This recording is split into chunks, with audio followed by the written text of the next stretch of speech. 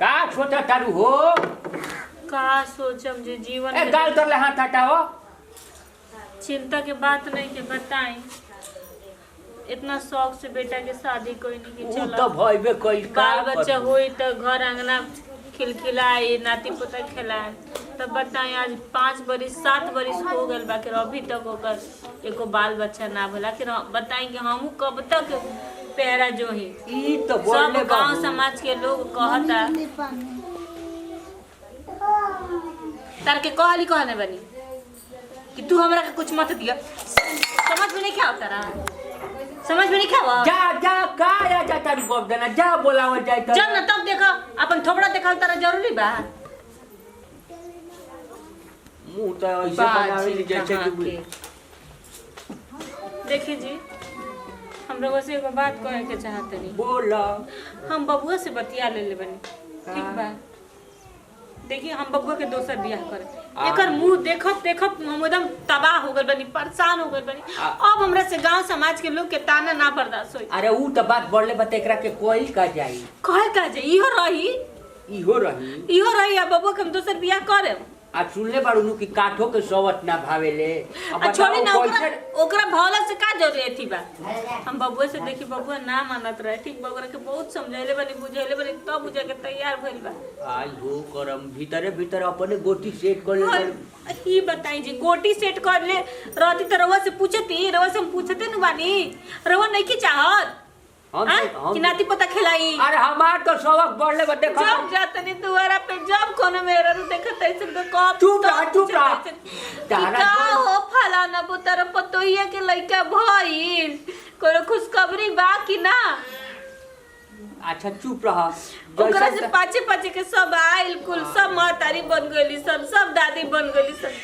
हमार भगवान काज ने कैसन किस्मत। अरे चुप रह हो गइल जैसन तारा इच्छा बा तैसने तार पूरा होई। देखी अब हम सोच रहल बनी कि हमरा लइका के अपन लइका के बियाह करम त करम।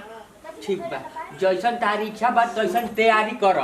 हम तनी आवत तनी गोरू माल देख के द्वार पे ले। हमर मौसी बतैले बिया एगो लइकी हम कहत तनी मौसी से कि हां बियाह फाइनल करे के। ठीक बा हम आवत तनी देख के। कहां जातनी? अरे गोरू माल के देखा तरू कि कालू ले पड़वा छेरत सरवा। जाई हम जाई तनी दवाई वाई खाई बुझाता है कि हमार बीपी शुगर सब बढ़ल बा। बुझाता है कि हम नाती पोता के खास करत करत ए तरह भगवान के लगे चल गए। हे भगवान कैसन हो गई सास ससुर माए। अच्छा हमारे मर्दों नहीं के मन से बोलत न दिल से मर्द हमारे मुँहे फेर ले रहा था। हे भगवान हमरे कभी से हमरे के देता काने सुना दे आके देखा था।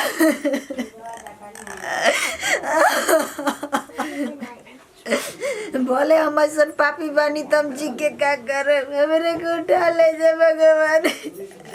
हम अब नहीं की देखल चाहता न सुना दर बुझाते कि मर जाए।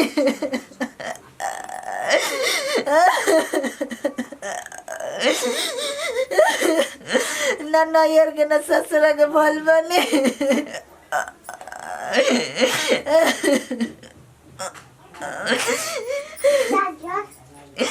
मम्मी जी के ना सोचले रहनी कि हमारे के कितना मानत रही अब कितना हमारे के से नफरत करत नहीं।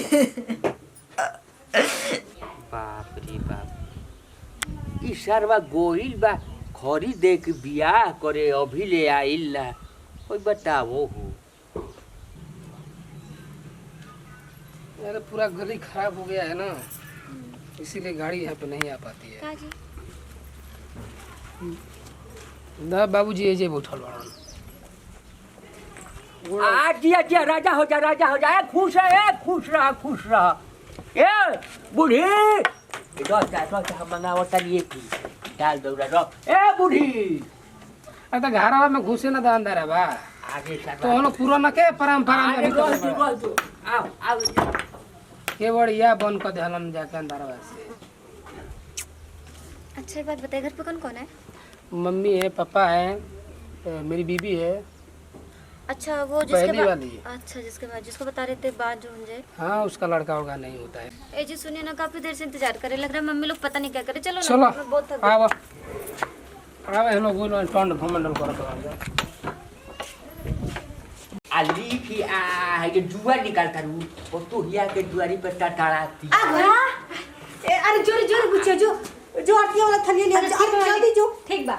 आई हो दादा हमर बच्चिया आ गईली अब हमर सपना साकार ए बाबू रुक रुक रुक कोई जे का रे हमर बाहर तो हम लोग रुक अरे रुक ना, रुक 2 मिनट, रुक अरे लिए ले। हां माई बोल खूब खुश रह, भगवान बनैले रख। रुक रे, ए माई गीत ना गाओ। तोरा गीते गाव लगा परल बाटे जे गोड़ दुखाता टे तो निकलले सन आता नी किया दिया नहीं को हो इधर रे है दिया भोला बाबू पलक के ओरिया माड़ी खाड़ हो, खोला बाबूआ पलक के। अरे जल्दी तोरा सर गोड़ दुखा गइल बा अलिया हे रामा पलक के ओरिया हो,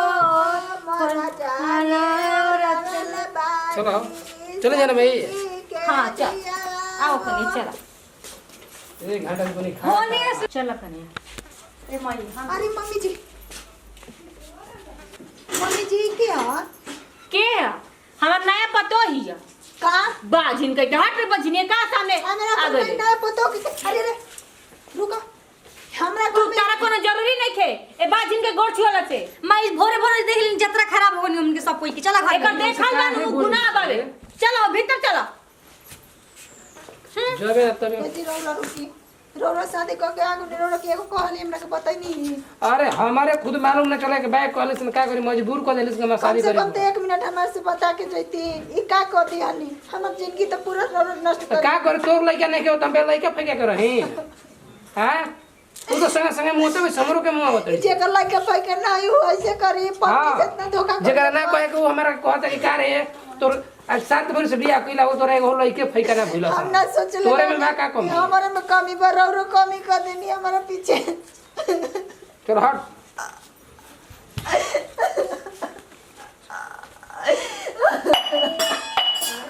कैसा नाम है जिंदगी हो गई हम के नाम के नया बहने एगो तो पाचिन का हाथ रही खुला चलो दे भगवान रे के उठा ले जे मौत दे दे भगवान हम कैसे रह जो नंबर दवर रहला पूछे ला मेरे की केहू नहीं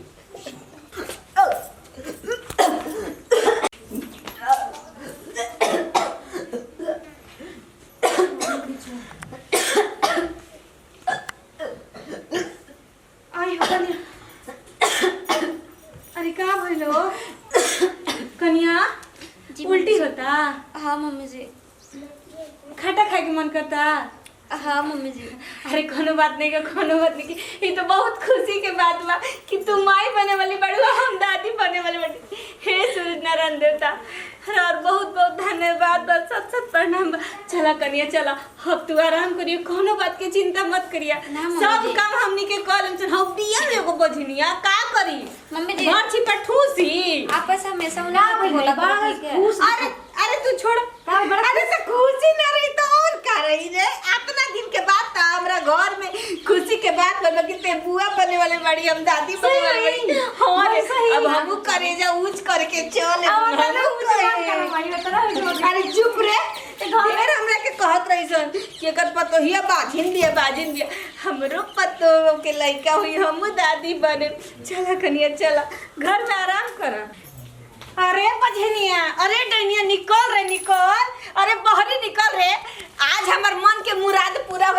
अरे कहाँ बाड़ीस रे अरे तेरे मुंह में करी कब पताई रे अब हम दादी बने अब हम पूरा गांव मोहल्ला में करेजा ऊंच करके हम कहे कि हमहू दादी बन गनी रे बजनिया देख रे हमार नईकी पत्तो आते के तरह हमरा के खुशखबरी दे देला तू महतारी बने इतना दिन से का कइलिस रे का कइलिस ते इतना दिन से छोटकी के लइका हां रे छोटकी के लइका तोर त करे जब फटत फिरे डइनिया ते त सोचत होबे कि कैसे ओकरा लइका होता तुमके खुशी के बात तोरा खुशी बा हमू जानत नहीं कि तोरा कितना खुशी बरे हमू जानत नहीं कि ते कितना खुश बरे तोर त भीतर करेजा पे सांप लुटत होई हम जानत नहीं कि जो जाके घर के काम कर ओकरा आगे पीछे भी अगर ते लोग गली आ जाए, याद रखिए। इतना दिन के बाद हमरा घर में खुशी आइल बा, तोरा के समझा दे तनी।